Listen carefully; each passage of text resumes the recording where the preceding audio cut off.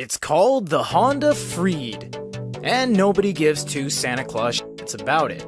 But I'm here to tell you, you should give it a second look. Based off of the Honda Fit platform comes a ridiculous hodgepodge of a car. 1.5-liter VTEC engine, sliding doors on both sides, and even though it's using the same chassis as a subcompact, this legally has 7 seats. However, when it comes down to it, this car's actually pretty fun. It handles well and looks like the Honda Fit's older, bloated cousin. Please note, I said it's a fun car, not fast. How is this going to perform in the Canadian market? Well, we'll leave that up to Rob and the team. For now, let's take a final look before this hits the open waters and appreciate or laugh at the Honda Freed. So why do people buy this car? Honestly, it is the same as a Fit, but if you want those extra seats, it's better to have it and not need it than to need it and not have it. Fit has 5 seats, the Freed has 7. Now that kind of goes away and all becomes a moot point when you fold the back up, because when you fold one of the sides up, you lose 2 of the seats at any given time, because the back row has 3, the middle has 2, and the front has 2. So it's a weird kind of layout. I would have liked to see the bench more in the middle, but then it'd be hard to get people in and out. That's neither here nor there. This car is not meant to be sporty. It's not meant to be fast. In fact, quite the opposite. It's a 1.5, as we said, which means it is severely underpowered. How is that all going to reflect into the performance of it? There's only one way to find out. So this is actually my first time driving the Freed in any substantial capacity, because until now we actually did not have plates on this car, and now we got some temp permits. So what do I think about it? It is fairly gutless.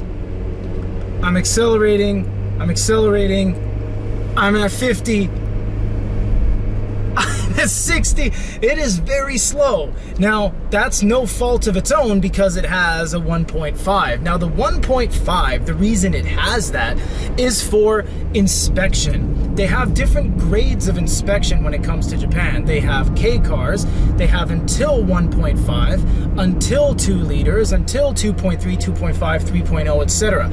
So they actually have these thresholds that allow to get cheaper taxation, cheaper taxes, cheaper toll roads, depending on if you have a K or not, and cheaper shaken, which is the every 2-year inspection on a vehicle.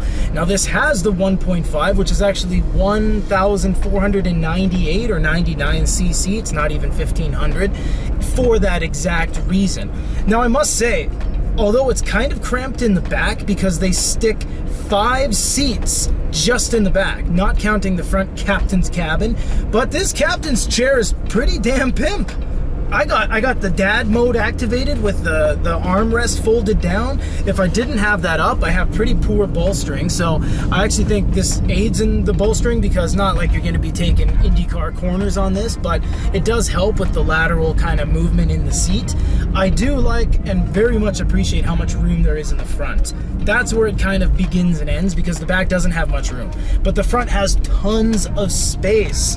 Tons of space. Now, I'm not going to attest to the performance of this thing because this is not a sports car. This is not a Fit RS. This is not a performance car. This is a Fit platform family 7-seater that they allow you to put as much space as humanly possible inside while still not exceeding any of the dimensions of having a big gigantic van like a step wagon, like a Noah, like an L Grand, for example.